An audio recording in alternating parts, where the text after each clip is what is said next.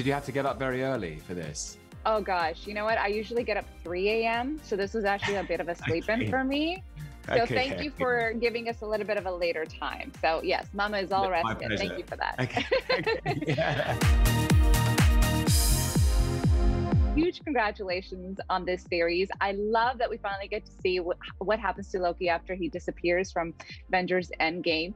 But let's have a little moment of truth. After 11 years, 6 movies, how good does it feel to finally get the spotlight on Loki that is so deserving? Oh, thank you so much. You know, it's great. It's great because it's almost, the thing that's most exciting is the amount of time that we have to, and the way the story is constructed to just explore these other aspects of Loki. I've absolutely loved making those movies. And to be honest, I only ever expected to make one. So the fact that I'm here 10 years later is I just feel really grateful for the whole experience. It's so unusual. It's so unusual as an actor to get to deconstruct and unpack a character over and over again and find different stories for him to be in. So yeah, I'm delighted. I absolutely love the back and forth between you and Owen Wilson's character. Like, he's just a breath of fresh air.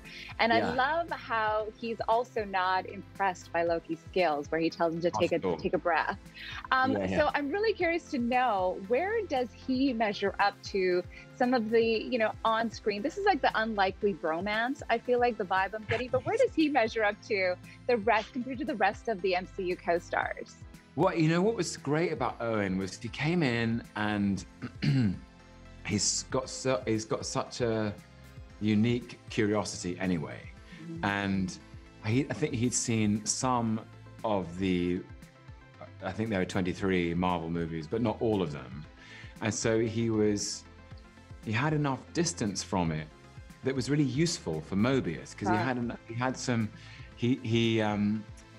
he's kind of emotionally detached from Loki's powers of persuasion. He doesn't get caught up in the drama of it. Loki does what he does and tries to manipulate situations for his own advantage.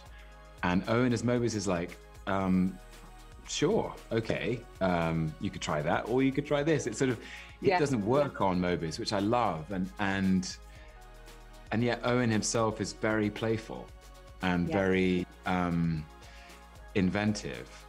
And so the dynamic between the two of us is really fun, because there was a twinkle in his eye the whole time. And it was really fresh and it felt really new.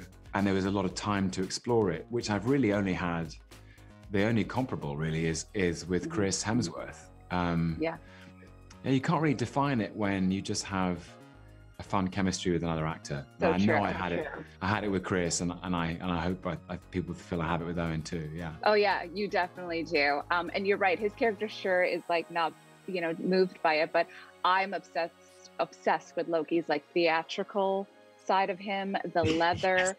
Really quickly, speaking of theater, congratulations on your Tony nomination. How excited are you to celebrate that milestone in September? My goodness. Well, I first of all just was a huge honor to be nominated.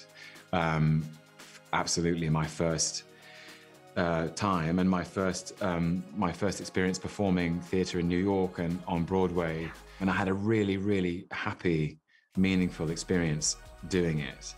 And the thing I'm most excited for about September is as far as I understand, that's the moment that theater comes back to New York, and the whole community reopens again, and those playhouses and theaters and those extraordinary buildings in that part of Manhattan will be open again to have audiences, streaming through their doors. And that is cause for celebration after the year we've all had.